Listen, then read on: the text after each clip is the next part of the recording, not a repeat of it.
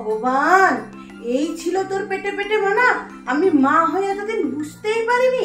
আমি সবাইকে বড় গলা করে বলতাম প্রেম, আমার মেয়ে প্রেমের বোঝে কি যে করতে যাবে, করা তো দূরের কথা, আগে তো প্রেম টেম সম্পর্কে বুঝতে শিখুক। আরো বলতাম রাস্তা দিয়ে যখন যায় সব ছেলেদেরকে দাদা আর ভাই বলে ডাকে, আর রাস্তা দিয়ে যখন যায় মুখ নিচু করে যায়, এদিক ওদিক তাকানো তো দূরের কথা। সে তুই তোর পেটে এত এত আমি বুঝতেই পারিনি। বসু, কি বলবো দিদি, কার পাল্লায় পড়ে যে মেয়েটা এরকম বিগড়ালো জানি না গো। ওর দাদু দিদা কাকু কাকিমা, ওর মেসো মশাই মামা মামি সবাই ওকে কত ভালোবাসে। ওদের ছেলেমেয়েরা কত ভালো ভালো রেজাল্ট করে, আর ওকেও সবাই কত ভালোবাসে। ওরা যদি এখন জানতে পারে আমার মেয়ে এইসব করছে, ওরা তো ওকে কম আমাকেই বেশি শোনাবে। কি করে যে ওদের সামনে মুখ দেখাবো আমি বুঝতে পারছি না গো দিদি। হ্যাঁ রে বোনা, তুই যে এসব প্রেম ট্রেম করিস, এসব সম্পর্কে তুই কি বুঝিস? তোর মাকেও একটু বল দেখি। যদিও আমি তোর মতন চালাক নই, সবই মাথার উপর দিয়ে যাবে, কিছুই বুঝবো না, তাও একটু বল দেখি আমার পেছন পেছন তুই এসব করলি কি করে? তোর মতন চালাক মেয়ে সত্যি আমি দেখিনি। আমাদের তো আর মান সম্মান কোথাও রাখলি না, মুখ দেখানোর জায়গায় নেই। একবার বল দেখি কি করে করলি। আমি তো ভাবতে পারি না আমার মেয়ে হয়েছে এসব করতে পারিস বলে। মনা, এইসব যখন করলি, মানে এইসব প্রেম ট্রেম যখন করলি, তখন তোর একবারও আমার কথা মনে পড়েনি না? আমার কথা তো ছেড়ে দে, তোর বাবার কথা নিশ্চয়ই তোর একবারও মনে পড়েনি বল? সেই মানুষটা তোর জন্য সারা দিন রাত খেটে পরিশ্রম করে তোর সব শখ আহ্লাদ পূরণ করছে। সেই মানুষটার কথাই একবার ভেবে নিতিস।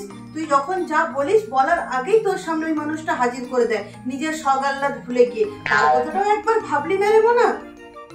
আমাকে তো সবসময় সব কথা বলতো দিদি, কোনো কিছু সিক্রেট তো ছিল না। যখন যা হচ্ছে, কার সাথে যাচ্ছে, কোথায় ঘুরতে যাচ্ছে, কি হচ্ছে, সব কথা আমাকে বলতো।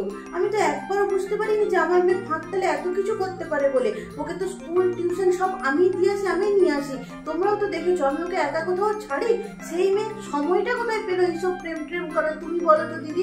আমি তো সেটুকুই ভাবতে পারছি না যে ওই মেয়ে কি করে সময় পায় এত কিছু করার। আমি জানি না গো দিদি কোন ফাঁক তালে ও এসব কাজ করেছে, আমি বলতে পারবো না গো। কিভাবে যে এইসব হয়ে গেল আমি তো কিছু বুঝতেই পারছি না। আমারই ভাগ্যটা খারাপ গো দিদি, কি এমন পাপ করেছিলাম যে আমার কপালটাই পুড়তে হতো গো দিদি, আমি জানি না। তারপর মানা, কি ডিসিশন নিলি? পড়াশোনাটা এগোবি নাকি বিয়েটা করে আমার মতন ঘর সংসার সামলাবি? না না, তুই বড় হয়েছিস, তোর ডিসিশনটাই আমরা মেনে নিব।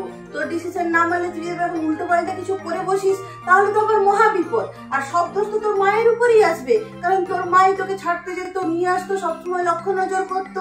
তাই তুই যা ডিসিশন আমরা সব মেনে নিব। আর বড় হয়েছিস, সবকিছু যখন বুঝে শুনে করেছিস, প্রেমটাও নিশ্চয়ই বুঝে শুনেই করেছিস, সেসব নিয়ে তার আমাদের বলার কিছু নেই। তুই শুধু তোর ডিসিশনটাই জানিয়ে দিস, ঠিক আছে? তুমি বলো তো দিদি, তোমরা তো ওকে ছোটবেলা থেকে দেখছো, আমরা কোনোদিন ওর কোনো অভাব রেখেছি? সবকিছু মেটানোর চেষ্টা করেছি, যতটুকু সাধ্যের মধ্যে হয়েছে আমরা দিয়েছি, দেওয়ার চেষ্টাটুকু অন্তত করেছি। সব রকম স্বাধীনতা দেওয়ার পরেও যে আমার মেয়েটা এরকম করতে পারবে দিদি, আমি তো কোনোদিনও ভাবিনি। সব রকম স্বাধীনতা ও পেয়েছে, ওকে কোনো কিছুতে আমরা কোনোদিন আটকাইনি। সেই মেয়ে যে পেছনে পেছনে এত কিছু করে বেড়াবে, কি করে জানবো বলো তো দিদি? আমাদের সময় তো আমরা এত পাকা ছিলাম না রে মনা। মানলাম তুই এখনকার দিনের মেয়ে অনেক বেশি স্মার্ট, তা বলে আমাদের অজান্তেই এত বড় একটা ঘটনা ঘটিয়ে ফেললি কি করে মানা?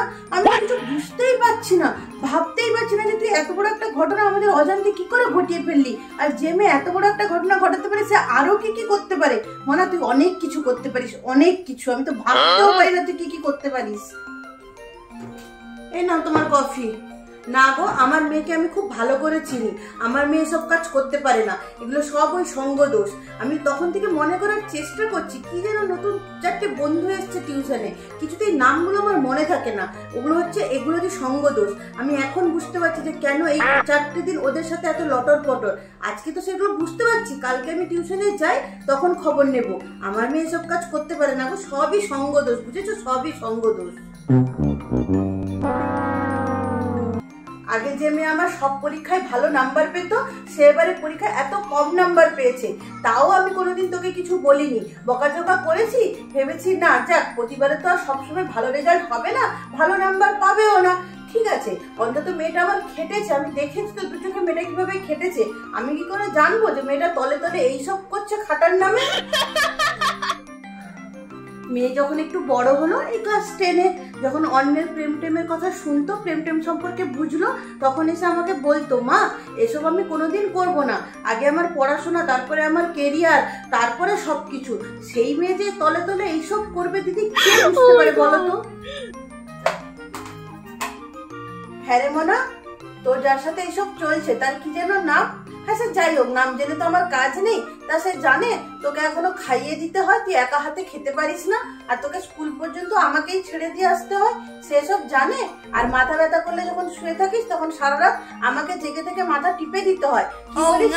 সারা রাত জেগে থাকবে কিন্তু মাথা টেপা কমাবে না, তা এসবও জানে না? মানে আমি এই জন্যই বলছি যে তোর এইসব ট্যান্ট্রাম ও ঝেলতে পারবে তো তোর মায়ের মতো?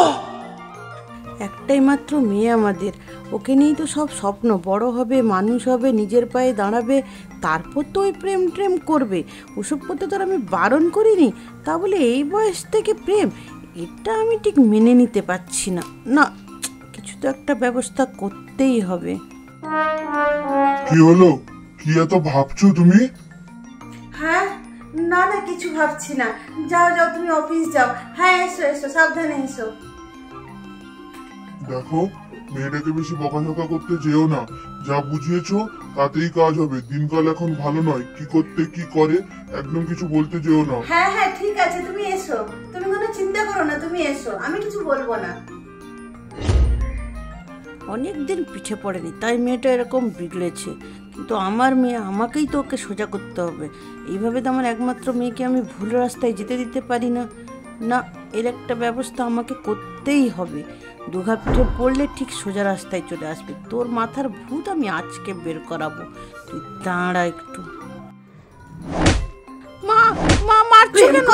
মান সম্মান সব ডোবাবি আমাদের, না প্রেম করবি তুই? আমার কথাটা তো শোনো। কি শুনবো রে আমি? কি শুনবো? অনেকদিন পড়েনি তাই? কি? আমার সাথে ব্রেকআপ হয়ে গেছে। তাই চমৎকার হলো কি করে?